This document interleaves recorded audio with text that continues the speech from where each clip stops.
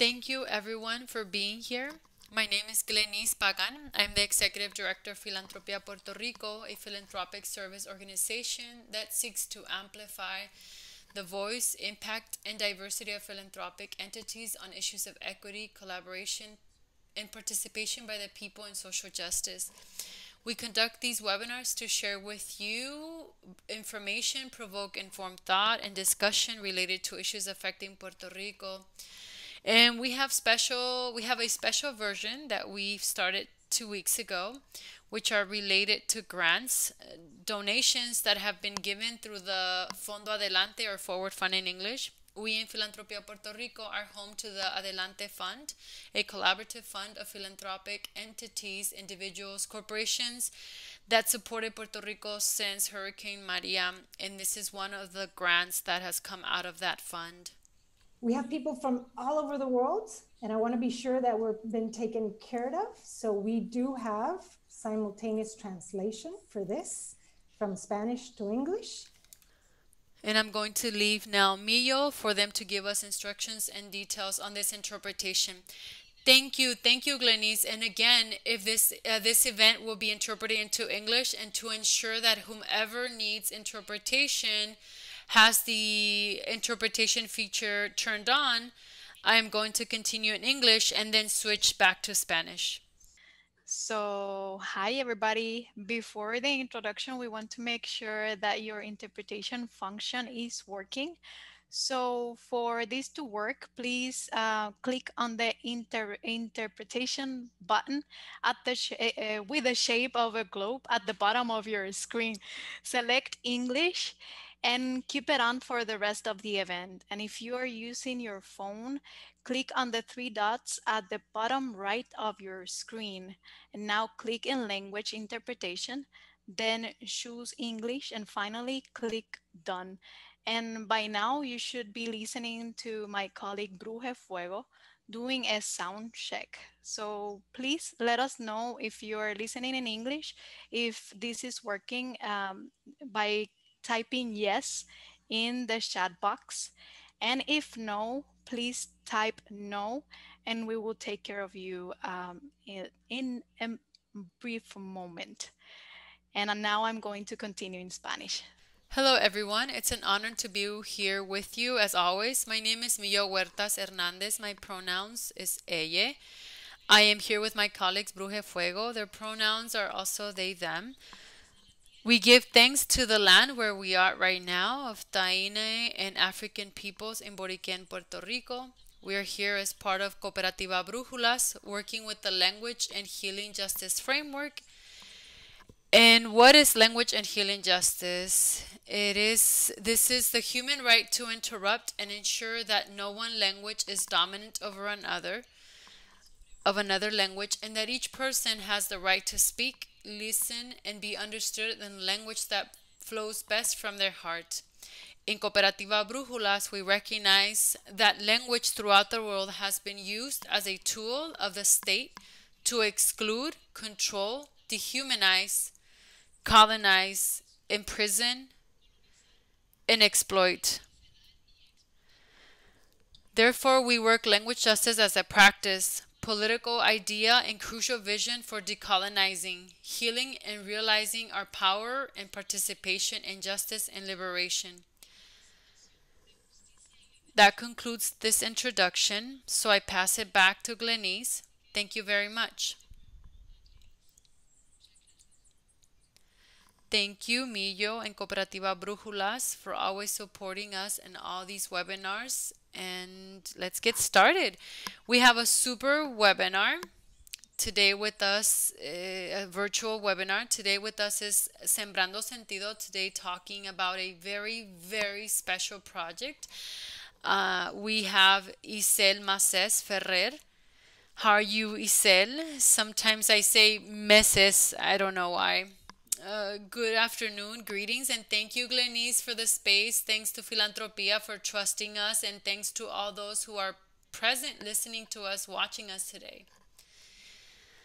And we also have Juan José Jiménez Lizardi. Welcome, Juan José. Thank you very much. Greetings to all. Excellent. I'm going to read a short bio of each of them. Issel M. Ferrer is the founder and executive director of Sembrando Sentido. She is a consultant for the World Bank and holds a master's in public policy from Duke University.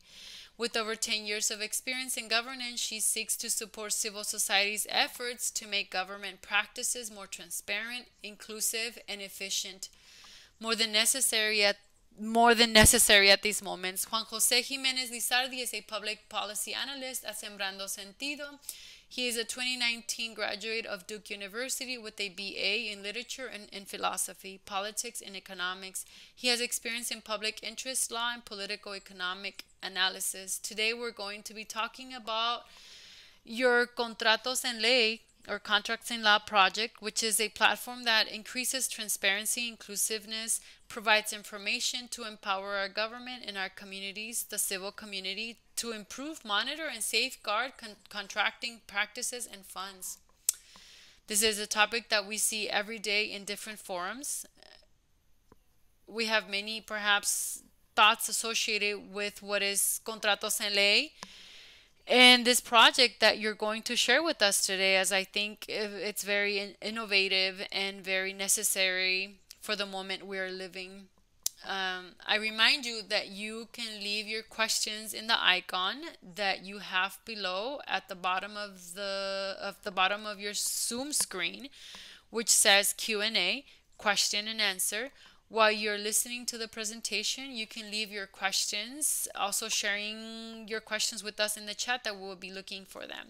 So for the moment, Issel, I'll leave the floor to you and thank you.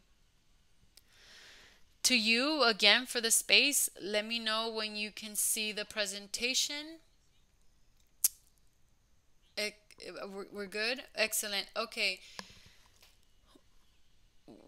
Okay, well, good afternoon again to all of you who are listening to us today. My name is Issel M, as Glenise so kindly introduced us, and I am the Executive Director of Sembrando Sentido, an organization that focuses on promoting the concept and model of open government governance. And what do we mean by open government? We refer to more transparent practices that are accountable and that include civil society in their practices and their governmental management. And as such, we're a piece of a puzzle with many other pieces of organizations, individual and or specific efforts that contribute to work for greater transparency and public participation in governmental management. But we're focusing particularly on public procurement, and we're going to talk to you today a little bit more about why and what we're doing about it. Important to mention that while Sembrando Sentido is a relatively new organization and was incorporated in 2019 and began its efforts in 2020, we have a team and advisors, reviewers, collaborators that encompass a myriad of expertise, of connections internationally, and experience internationally and locally as well. To give you some examples, we have experts like Susana Garcia and Eduardo Aldada, who are part of our boards of directors, and have immense expertise globally, both in governance and anti-corruption and public contracting and open contracting, and the potential of this type of project that we're going to present today. We also have advisors and peer reviewers who work to help us strengthen the efforts in different studies that are being conducted and that we're conducting. In addition to the projects that we're going to discuss today, we also have collaborators such as Mentes Puertorriqueñas en Acción, MPA, Boricuas United in Diaspora, the League of Cities, and the municipalities with which we are also working within the League to improve and promote an open government. The Red de Transparencia, Furia, ASFE, and of course, Filantropía could not be missing from this list. Now, why do we focus on public procurement? First of all, it is important to recognize that when we talk about contracting, especially in this conversation, we're referring to all that business, all that exchange of services or products that take place. And it does not necessarily have to take place only with the private sector. It can take place with the nonprofit corporations like yours truly, public corporations, and others. But it's basically that agreement to provide a service between one or more parties. and they have multiple processes. The procurement and procurement lifecycle therefore starts from when an agency determines that its priorities, what its priorities are, and how it's going to delegate them through third parties in order to meet its needs or achieve its objectives, until it receives an invoice from a contractor or makes a payment, conducts an audit, and so on. And often, governments, in the case of Puerto Rico, must agree with the parameters between 30 and 50% of the public budget is contracted out. That is, it is developed through or used through third parties and procurements for the provisions of essential goods and services, education services, energy services, infrastructure services, and so on. So it is very important to recognize that many of these services come to us through contracting. But what happens in these processes is it very often where the market and the government consequently come into contact, it is where the processes, where they are complex, especially, create a lot of confusion. There are contradictions, there are unattended spaces. Then you have a lot of confusion. You don't necessarily know what you have to do and how to do it correctly, and a lot of discretion. And there's a lot of discretion, and is also allowed where there is so much contradiction and so much complexity. But yes, even though while we recognize that there is a challenging issue, we also accept and we implore that a great deal of savings can be achieved through better controls on public procurement and through open data and constant, proactive, and preventative monitoring of public procurement. We've seen multiple cases around the world, from Ukraine to Chile to Mexico, where millions, if not billions of dollars in savings have been achieved, where we've seen competition double, triple, improvements in quality of services, and so on. So definitely the opportunity to improve and achieve a better Puerto Rico through improvements in hiring and protection of our resources it's there. It's definitely a huge opportunity. And the most important thing here is that the solution depends not only on the government and the private sector, but it also depends on us, because this is also about our beings, our own taxes, our own money. There are resources as people, as us. So civil society has to be a very important actor in all of this effort to improve public procurement, to monitor and protect our resources, and to collaborate and to protect this whole process so that it continues to be strong from now on. Because when that doesn't happen, the following happens. It is globally recognized that the greatest risk of corruption is in public procurement. And if we use the parameters at a global level, we can estimate that in Puerto Rico we may be losing as little as 740 million annually, up to 3.1 billion annually. So we're not talking about small amounts. We're not talking about insignificant amounts. There is definitely an opportunity here to create significant savings and to protect our resources, especially in a context of restructuring, of recovery, where billions of dollars are coming in to help strengthen our infrastructure and to give opportunity to our people. So that's how important it is that we really make sure that we are protecting this process and that we're protecting governments as a whole. So consequently, we have a priority and as a main objective to advocate for developing and maintaining robust, transparent, responsive, and inclusive public procurement processes. And our proposal today, which we're going to present, is about Contratos en Ley, or contracts in law. Contratos en Ley is a digital platform that makes transparent, monitors, and evaluates public procurement processes through three main components. The search engine, which is part of this first version that we launched last Monday, or this Monday. It centralizes, integrates, and facilitates the search of millions of data, contracts, and public contractors. We also have the evaluator that we also launched on Monday, which studies public procurement processes from a public policy perspective. In other words, we're looking at what the policy is, how are institutions working, how are processes working, what are their performances, where are the deficiencies, and as a result of that, to determine what recommendations, what solutions, what options are viable to improve those processes or those deficiencies and fix the cracks that our government structures may have. And third, The monitor, which is a component still under construction, but which uses the data we are acquiring through the search engine and the evaluator itself to establish algorithms that raise a flag in real time when there are risks of corruption. Why did we decide on these three components? Why focus on developing these three dynamics? We did it because when we started in public procurement, when Sembrando Sentido said, let's focus on these two issues or these three issues, we asked ourselves the basic questions. Where do the most important deficiencies in contracting originate? And how do we monitor and protect our resources to make sure that we can have adequate, efficient, competitive, complete, transparent, inclusive procurement? So we had two questions, and those three components are the answers to those two questions. Where do procurement efficiencies originate? Many people think there's a lot of opinion about this. Some people say that the law is the problem. There are people who say that the law is not the problem, that is a dead letter. Others say that the problem is values in society and in government and in the private sector and so on. Others say there are problems with transparency. Anyway, we don't want to assume. We want to do a very comprehensive assessment using proven international methodologies to make sure that we can really see where those gaps are. Where are the most pressing, most important deficiencies that generate the most adverse effects in order to prioritize and address them? So the first thing we did was to see what has been done in terms of hiring or contracting or close to the contracting issue. What are we going to do and what do we aspire to in the future? The original state of the answer to this question, before Sembrando worked on the evaluator.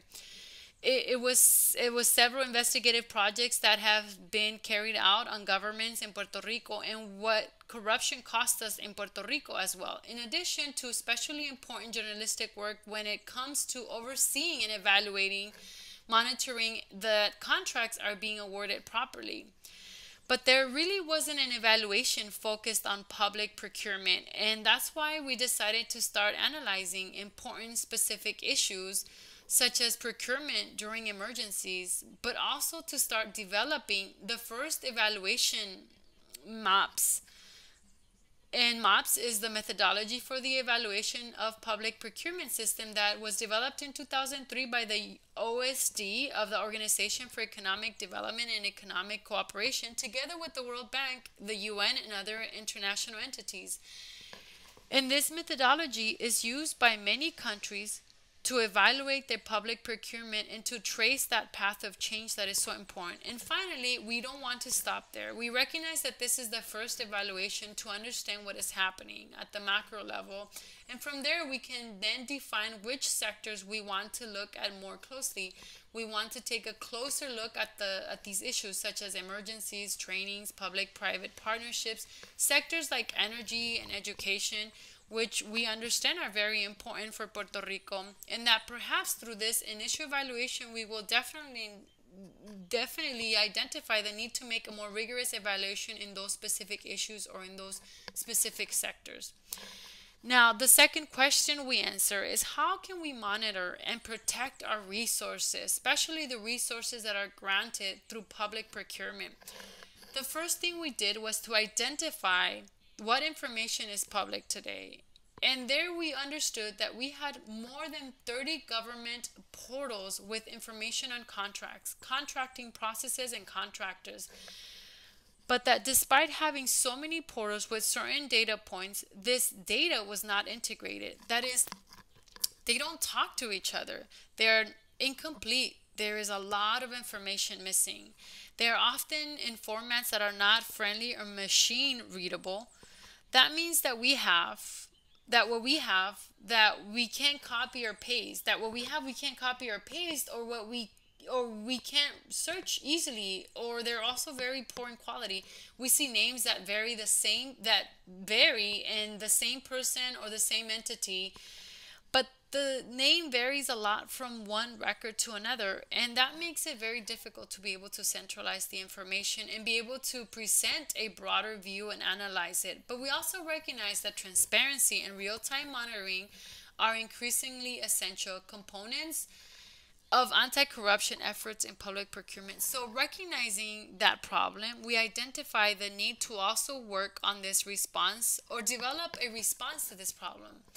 The original state we had when Sembrando Sentido began its efforts was a list of the contract registry containing 12 columns of information such as contract amount, date of award, or date that it was granted, and other types of data. So we have managed to integrate 3 records related to hiring and the contracting and to now.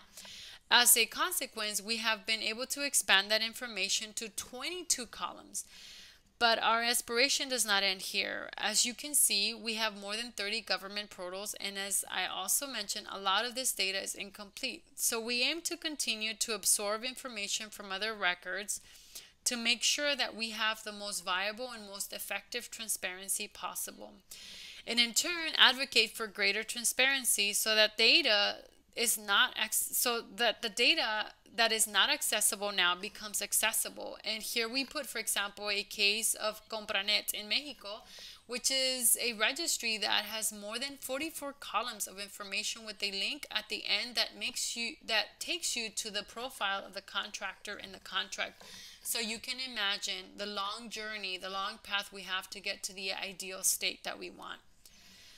And what do countries do when they have these open contract platforms? It is not transparency for transparency's sakes. This allows us to analyze in real time and automate the monitoring of our resources so that if there's a problem, it is identified in time. Not 2 years later, not 3 years after the audit, not when the evidence is already lost or very difficult to acquire or the funds are already lost. The intention of this tool is that it presents data in real time so that any inefficient or corrupt actions can be prevented. Examples. Here we give several examples of platforms globally that have been very successful in their data openness and monitoring efforts. And we also present the case of Hungary, where they present red flags. This is an example of a contract that has red flags and explains what each of those automated red flags refer to. All of these are automated. In this case, I don't know if you can see it, but it talks about this contractor doesn't meet the minimum criteria to have been selected. So that's the kind of flags that's raised, at least one of the 3 that this example raises. So that's the potential that transparency has.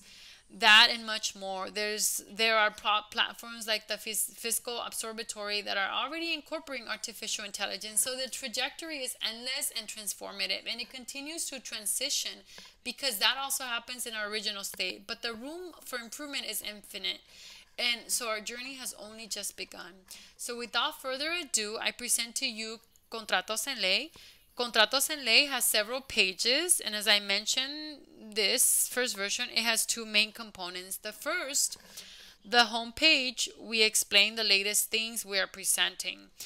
Why Contratos en Ley? What is it about? What are the projects? And so on. And we also have another page that talks in great detail about how we're doing this exercise. If there's an error in the data or in the information that is presented, how you can report it so that we can take action immediately, because we take transparency and integrity of the processes seriously, and we also want to protect and be fair with the contracts and the contractors and the contracting entities, all 3. So we all are very well disposed and well diligent to make sure that if there are errors in these millions of data, that we can address them as it may be possible. And we also explain how we're conducting this exercise.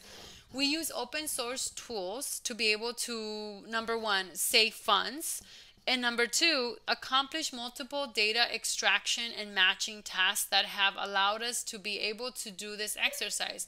So, and the first component of the 2 components that we have in Contratos en Ley is the search engine. The search engine, this first beta version compares 3 registries: the Register of Contracts, the Register of Corporations, and the Register of Political Donors.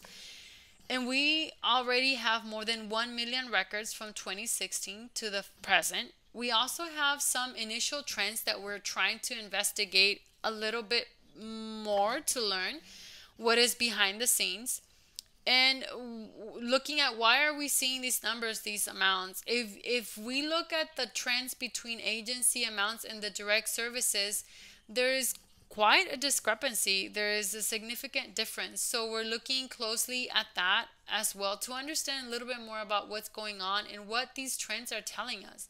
And we also have a very flexible filter where you can put any name of individual or corporation and so on. So that, sorry, I'm writing, to show you the information that identifies the filter as available. In addition to this flexible filter, we also have an advanced search. That is, we can write amounts, we can filter by dates, we can filter by entity, we can filter by category or contract, we can filter by limits of results and so on. And this is what comes out through our filter and our search engine. Every card you see here is a contract. It represents a contract and has two files. On the right, we have the contract file, which contains much of the information that originally goes into the controller's record. But to your left, you also have information about the contractor when you actually originate the amount or when we were able to match information on that contractor, whether it's an individual, whether it's a corporation, and so forth. In addition to that, we're also starting to present the amounts of the amendments to each contract so that one can see if there is a significant discrepancy, and we can see cases where a contract starts with $500,000 and the amendments go over $2 million.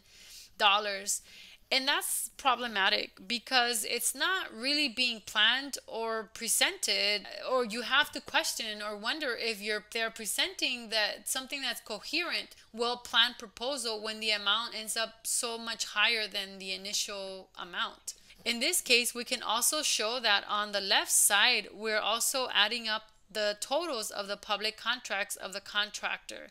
That's why in this case it says Plaza La Marina has 5 contracts totaling $277 million.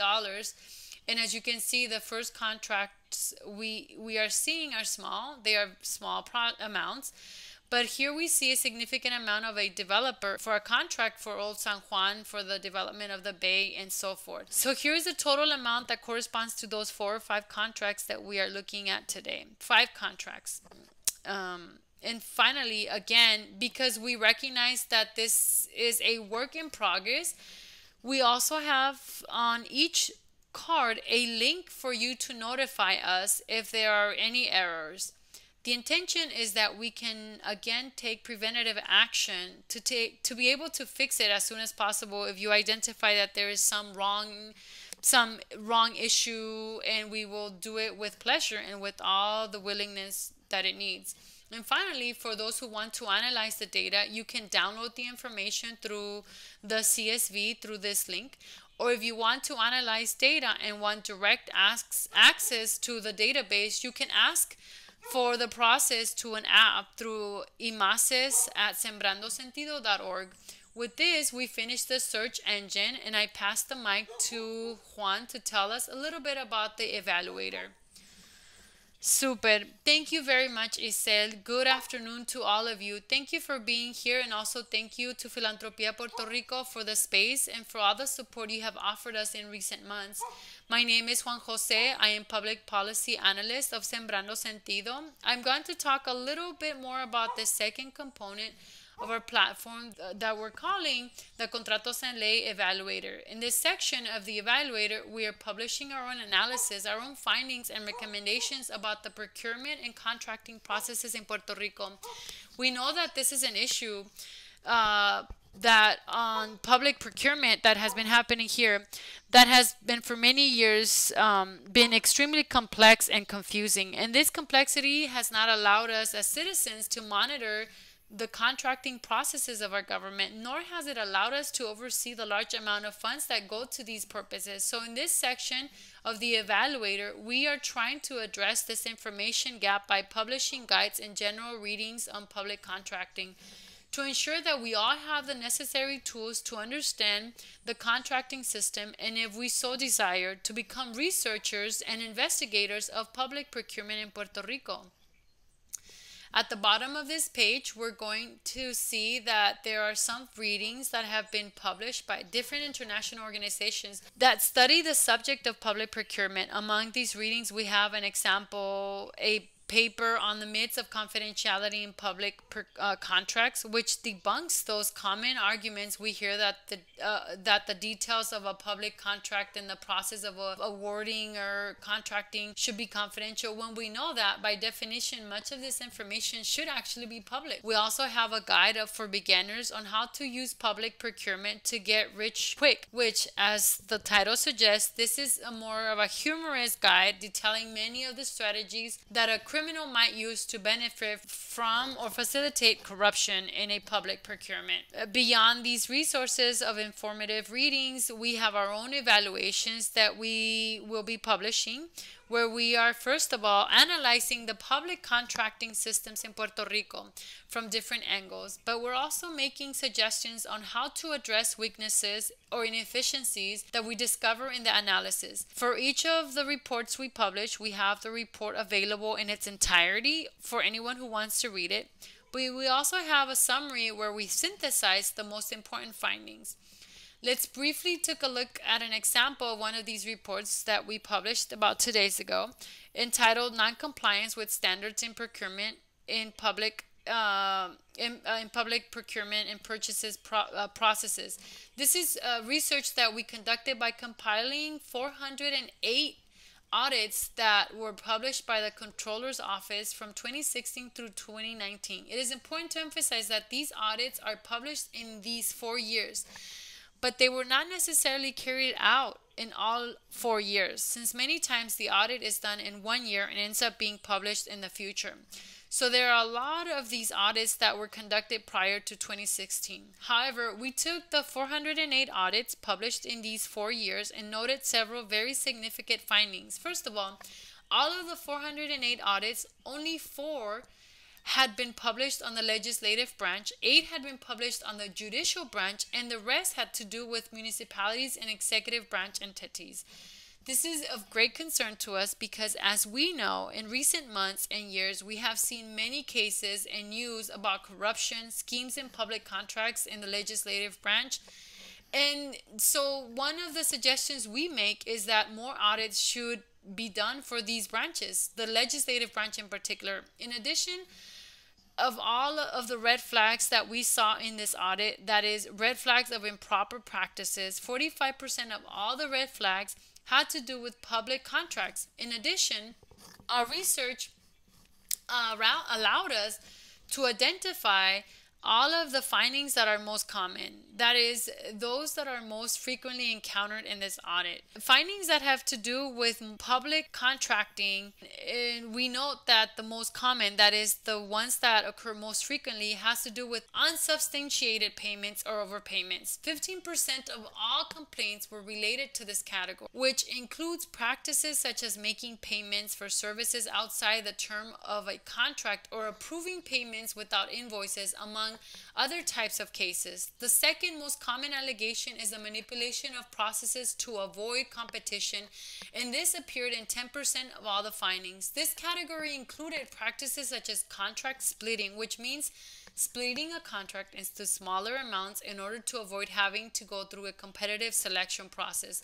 Thirdly, we have incomplete files where or not located, where there were simply no documents or evidence related to a public contract that were supposed to be in that file. Additionally, findings include unformalized contracts, purchases, works, and acquisitions without utility, and also purchasing regulations that have not been updated. Regarding this particular finding, we saw an example in an audit that was conducting for the Department of Education from July 2012 to December 2015, where many irregularities were revealed, including the fact that 8 purchase orders were made for educational materials, and these 8 orders in total exceeded the amount of $1,500,000. And for none of these purchase orders was evidence found of a request for quotations being sent to the suppliers. But in addition, the audit revealed that the Department of Education's purchasing and procurement regulations have been updated for more than 10 years. And finally, one last point of or discovery, shall we say, from our research is that we saw many cases of what are called similar situations in the audits. This means situations or findings that have been commented on in the past in any audit, but were not adequately addressed and therefore reoccurred in future audits.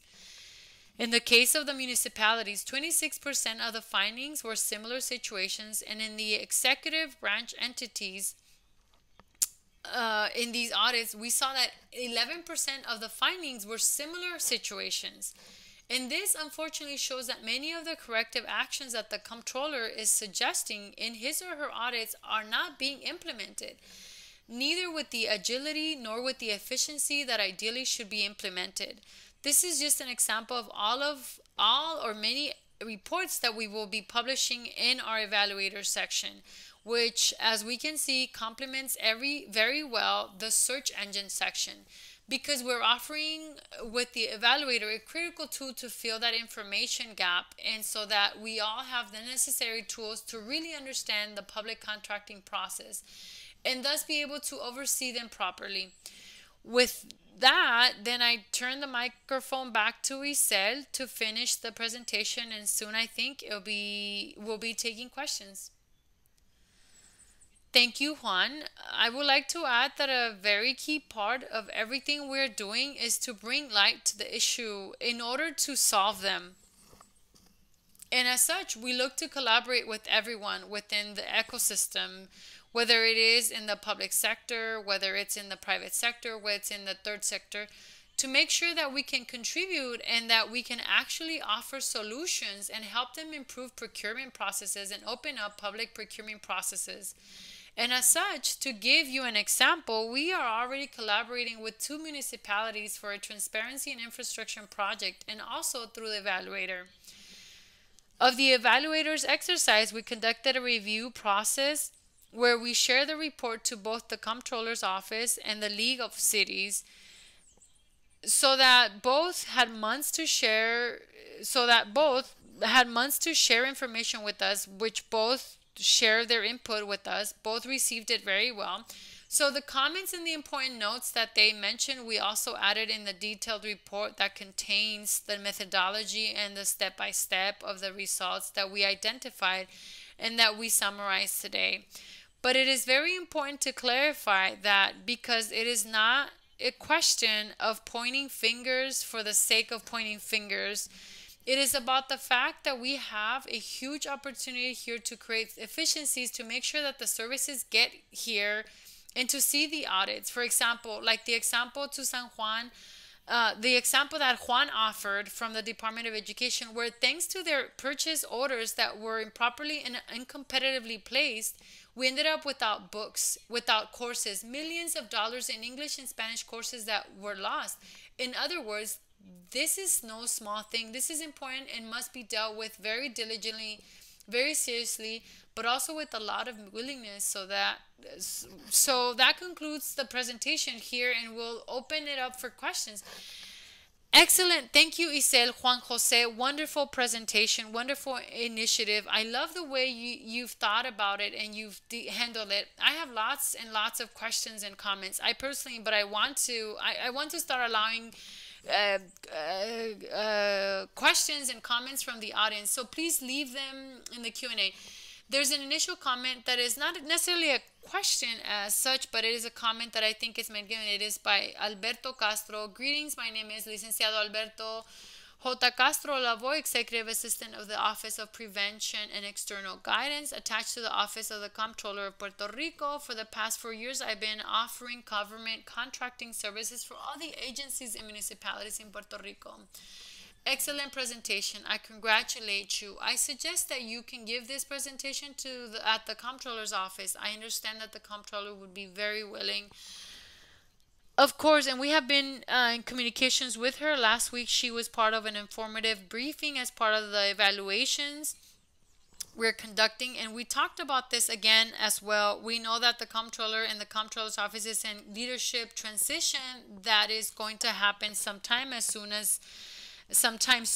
and I know that that has made it difficult for us to maybe collaborate, but definitely, or more actively, we want to do that. But we're talking about it on a regular basis, and the comptroller has shown a lot of willingness and appreciation for our efforts, and vice versa. We appreciate that she gives us the space, that she listens to us, and that she is willing to see how she can help us and how we contribute to bring about the change we want to see. Yes, it seems to me that this is a tool for her. Awesome, too. I have another question over here. How do you determine your priorities for investigating municipal versus statewide contracts, such as those being given for CDBG-DR funds? Yes, we are not currently investigating specific contracts. We are investigating what is happening, what is the public policy, and how through the public policy is there room for them to make mistakes, whether for reasons or efficiency, lack of capacity, or intentions to divert funds into private pockets. Both exist and both unfortunately feed on each other. So it is important to mention them both and address them both. But what we are looking at right now is public policy and the trends that the data is telling us in terms of things that are of concern, for example. Questionable. Yes, professional services, information system services. We are seeing a contracted amount in these categories that are very high and that must be questioned. You have to ask yourself what's going on and dig a little deeper. And we're seeing that at both the state and municipal levels. We're paying a lot of attention to both levels because that is where we can make a direct change, both in public policy and in practice. Yes, I had a question or comment, but what I understood, what I also like about the project is that the focus is precisely to evaluate the process, to make it more efficient. There, as you explained in the example, with the page, you can see some trends, and when you evaluate the data, you realize that maybe the process of requesting proposal is not working very well. Because if you have so many changes of orders, there's something there. It's not that you're necessarily looking for it and the focus is that. But by studying the hiring process, you're going to see some trends that then brings some questions to improve the process. But maybe you realize other things, and that's part of what I love about this, of how you're addressing it, because it's an attitude of let's improve to optimize all of this, and from there, obviously, things that maybe are failing. One question, Issel and Juan Jose, what do you understand to be the primary audience for this, or maybe the audience for this first phase? Government, to be honest, we are trying to reach out to everyone. As you saw last week, and you know it, the informative briefing was attended by people and representatives from the private sector, the expertise sector, the civic sector, and the government as well, because we understand that this is important for everyone, and that consequently we all have to be part of that conversation and that change. In the exercise that we're doing of transparency in infrastructure, for example, if we want to get closer to the communities and we want to work with the communities so that the communities take ownership and have new tools for monitoring in collaboration with the municipality to make sure that those construction projects, those road and school rehabilitations and so on are given and actually take place as what the people need. But we're also working with municipality to achieve this productive initiative, because at the end of the day, if we want to change politics and we want to change how things are done, we also have to work and be willing to work to find a meeting point, a middle ground, to make sure that yes, that everyone is willing, and that therefore we achieve a more agile and more impactful change. Absolutely. I always say that democracy requires that we all participate. I mean, it forces us to present ourselves, and having tools like this helps us to present ourselves much better.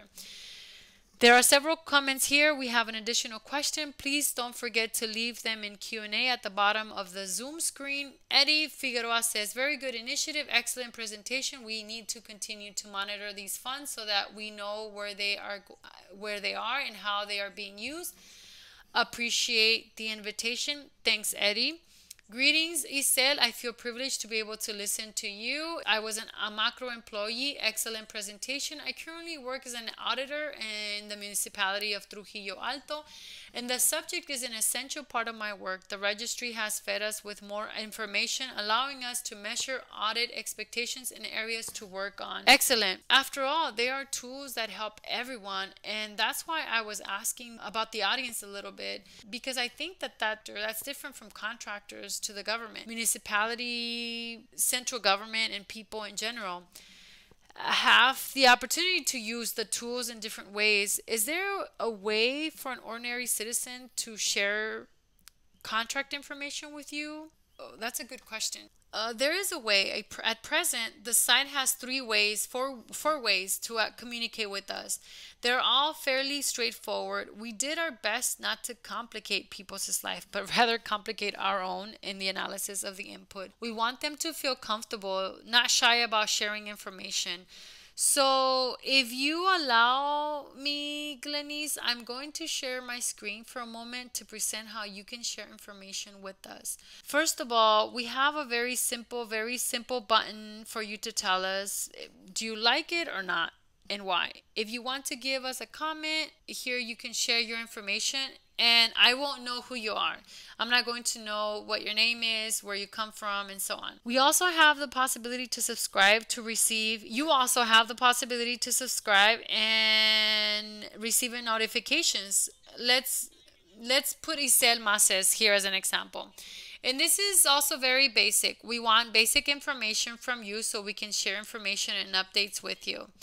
And if, for example, it is a specific contract that yesterday we were notified of an error that we corrected immediately, and in that case we use this form where you have the automated information on the contractor, the contract number of the contracting entity, and in that way we're able to save time for the people who want to report information, and we then do what we can under the circumstances provided.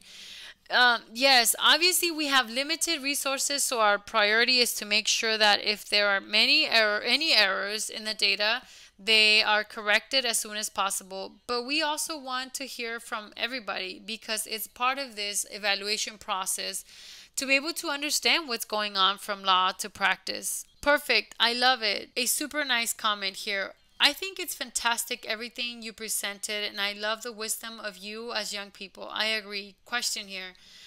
How can agencies improve the process of conducting contracting so that organizations do serious work? I see a lot of transparency on the part of nonprofits, but I'm concerned about the lack of follow-through from agencies, especially at election time. Sorry, to make sure I understand, the question is, how can agencies get better at the process of conducting contracting so that organizations do a serious job? It seems to me that they are making the distinction between nonprofits and perhaps other organizations. Yes, and that's why from the get-go we talked about how the contractor is not always the private sector. Many times it's organizations like us, nonprofits. It's individuals who are also there. There are a myriad of types of entities that are contracted, and all are accountable for performance. That's an important part of the hiring life cycle. The best hiring platforms and hiring processes have points where the work is evidenced, where performance is evaluated, precisely to ensure that we will not continue to give contract to someone who is not doing the job or the quality has serious problems. So that's very important. If you remember within Juan's presentation, the most important finding within the 788 red flags that we looked at is improper payments. So that has nothing to do with the auction that we're always talking about, as if that's the whole contracting or contracting problem.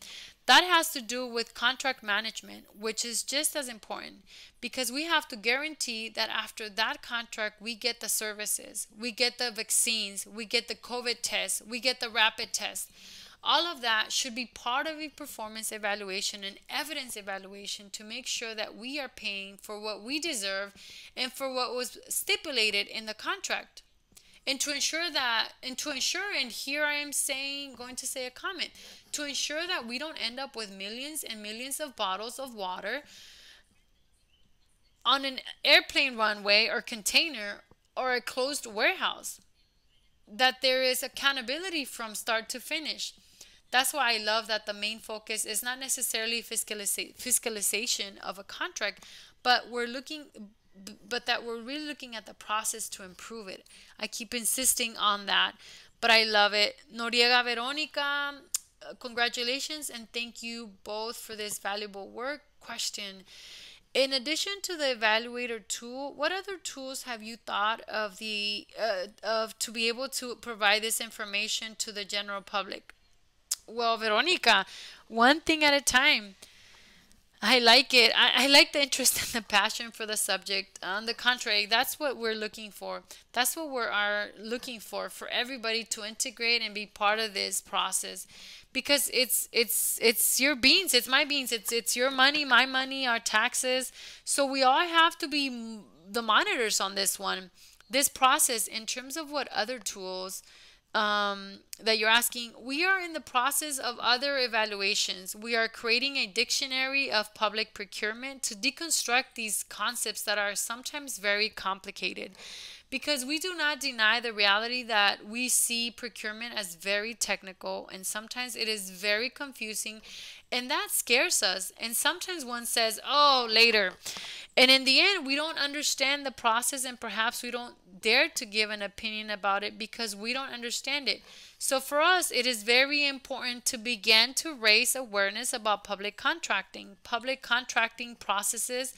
What we are finding in tools such as the social audit tool, which is the tool within the transparency project and exercise in the municipal construction project, that we're beginning to develop precisely to give more tools to the communities so that the communities themselves can monitor, can collaborate, can raise a flag in the municipality when there is something that needs to be reviewed and so on. So there are several tools that we are developing. But again, this is the beginning of what we want to do in a big way. We don't want to limit ourselves, and we understand that this is one step of many steps we need to take to achieve change. So any suggestions are more than welcome. And support as well. Thank you, Glenise. And support also. Pro bono, so we must accept that. When we talk about the cost, the platform so far has cost us less than $20,000. We have been able to do a lot with a little, but we do need support to be able to continue this process and expand and achieve more. I want to add a brief point that I think answers both Veronica's questions and comment made earlier. I really like the idea that this platform has an educational component to it, and that there's a lot of information that anyone who wants to know the procurement process more in depth would be able to. So I feel like it's also targeted going back to a point you made at the beginning, Glenise, about who is the target. It is also targeted at students of public policy, maybe elementary or high school students who want to better understand how our government works. Here you have a platform where we also have reading tools that also appeal to the citizenry from another angle, and that for me is very exciting. It's a very exciting component because it's like multiple angles in which you can approach contratos en ley. Yes, very, very super good point. I love it because you can certainly do a lot with it. We have several questions and we're running out of time right now. So I'm going to go a little fast. I know that Cooperativa Brujas is over there saying, breathe. Our apologies. Thank you. Yamila Rivera says, excellent presentation. Is the data collection when they are not digitized, are the agencies, the administration sharing that public information, or are you stumbling in getting data collaboration? It depends. It depends, to be honest. We chose this path because we wanted to use what was already public. We recognized that we were going to be limited in that regard. We know of other organizations such as the Center for Investigative Journalism itself, Espacios Abiertos, including Cambio, that have had to invest heavily in the court to acquire information. And even though we know we now have the access to information clinic, that definitely helps to facilitate and facilitates that process. But the reality is that it is expensive and it is complicated. So we chose the first path, which was what we can do with what there is, and there's a lot of work to be done. As you saw today, more than 30 portals with information that we can incorporate. But yes, we are asking for information, and at times they are very diligent and give us the information.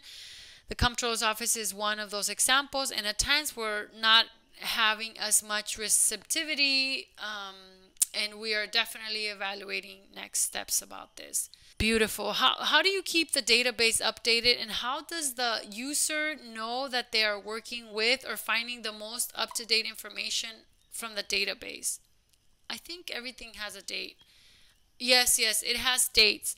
It has an advanced search engine where you can include date information. If you want, I can share screen again, but I would also add that if you go to the search button, if you click on the search button without anything, you will get the most recent thing we have. In fact, you get February 26th, which in our opinion is an error in the register of the Controller's Office, because we understand that February 26th has not passed. This happens, just like we have some mistakes. They are also normal and usually correct. So sometimes we're going to see the information change, either because we found errors, and on a monthly basis we're going to be submitting a small log of some of those errors so people know what we fixed and what people reported. But we're also creating an automated system with the calendar, with an agenda where the system itself downloads the information every 2 weeks, every week from the comptrollers, and then then uploads it and runs that program.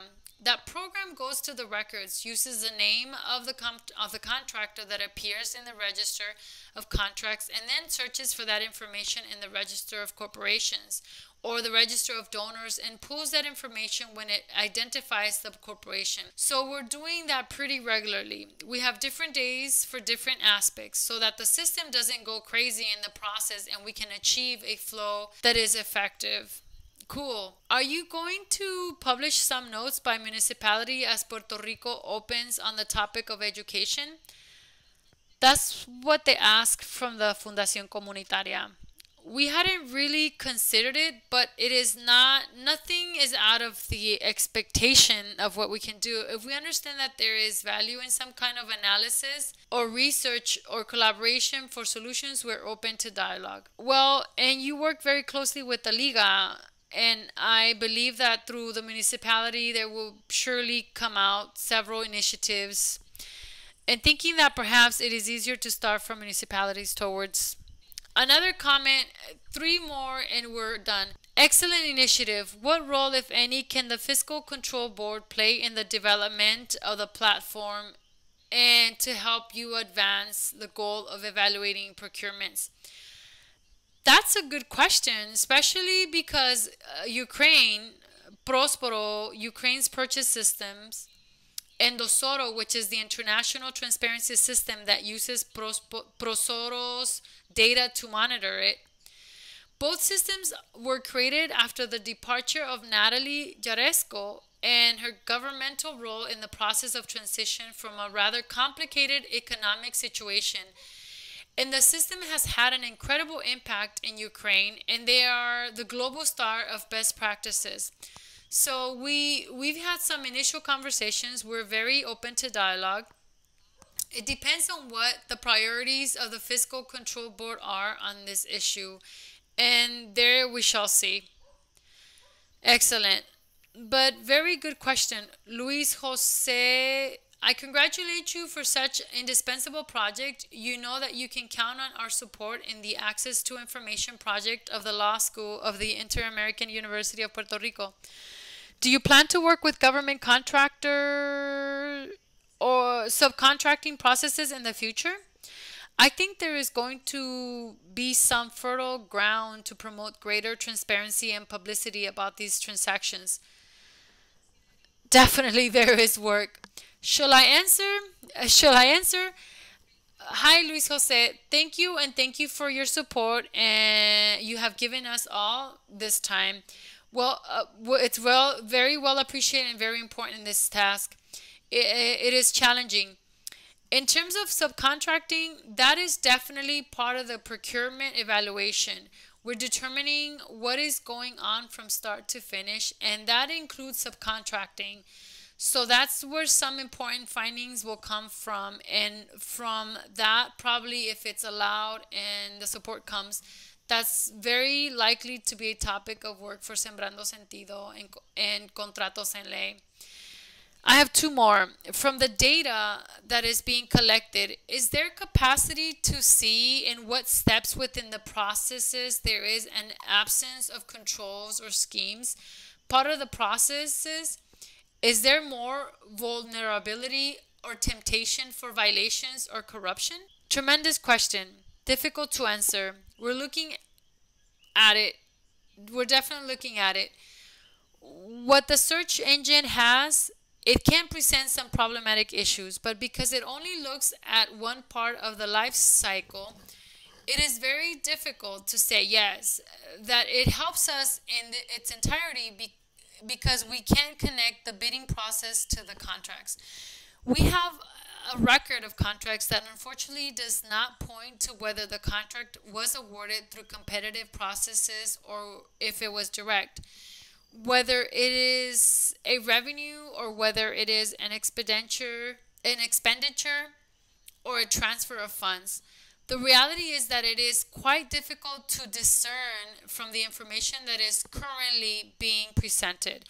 We're doing our best to see how we can tie up some loose ends so that we can see more clearly more of a process or more of a point in that life cycle. But right now, it's quite challenging.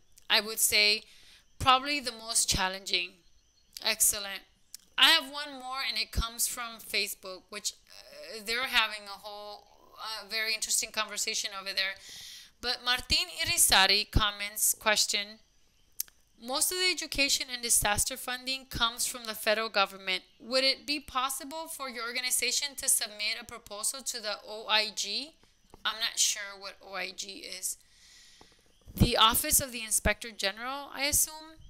We have not considered proposals to OIG, but yes, we're beginning to explore the federal level of this whole dynamic because, as Martin mentioned, it's essential and millions of dollars are coming to Puerto Rico, and part of that has to do with how we control them. We control those funds, we protect those funds, which controls we need, which processes we need. But part of that is also the dynamic between the federal and state and municipal governments. So we can't ignore that. And we're definitely starting to get into that.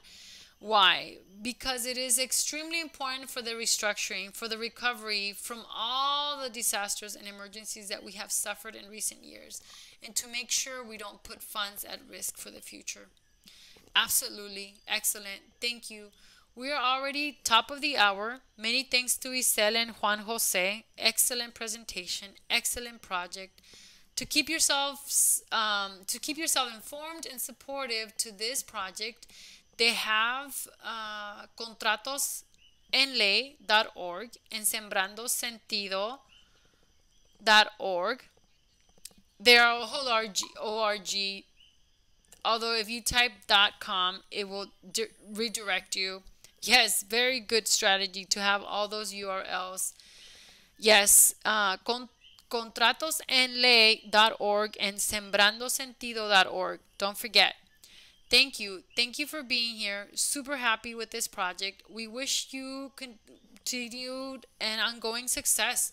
To all of you who have joined us today and who have stayed until now, thank you very much. We are sharing a link for you to give us feedback on webinar ideas you want to hear or how this webinar went so we can continue to improve the way we bring you information and spark conversation among everyone.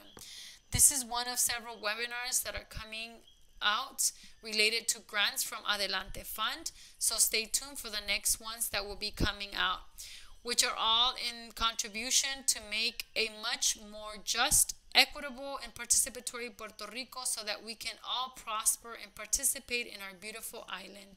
So we're still here. Thank you all for being here.